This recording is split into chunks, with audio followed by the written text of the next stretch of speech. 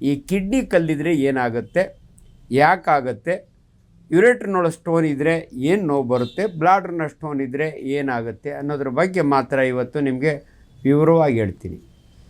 ನಾನು ಬಳ್ಳಾರಿ ಒಳಗೆ MBBS ಓದಿದ್ದು.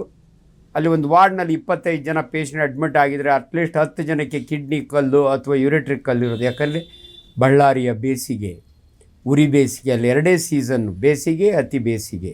ಬಟ್ ಇಲ್ಲೆಲ್ಲ ಬೆಂಗಳೂರು ಈ ಕಡೆ ಎಲ್ಲ ಬೇರೆ ಬೇರೆ ಸೀಸನ್ ಇರೋದ್ರಿಂದ ಒಂದು ರೀಸನ್ನು ಟೆಂಪ್ರೇಚರು, ಎರಡನೇದು ಯಾರು ಸರಿಯಾಗಿ ನೀರು ಕುಡಿಯಲ್ಲ ಅವ್ರಿಗೆ ಕಲ್ಲಾಗ್ತದೆ. ಇದು ಭಾಳ ಇಂಪಾರ್ಟೆಂಟು. ಎಷ್ಟು ಕುಡಿಬೇಕು ಡಾಕ್ಟ್ರೆ ನೀರು ಅಂದರೆ ಮಿನಿಮಮ್ 2.5 ಲೀಟ್ರ್ ನೀರು ಕುಡಿಬೇಕು ನೀವು.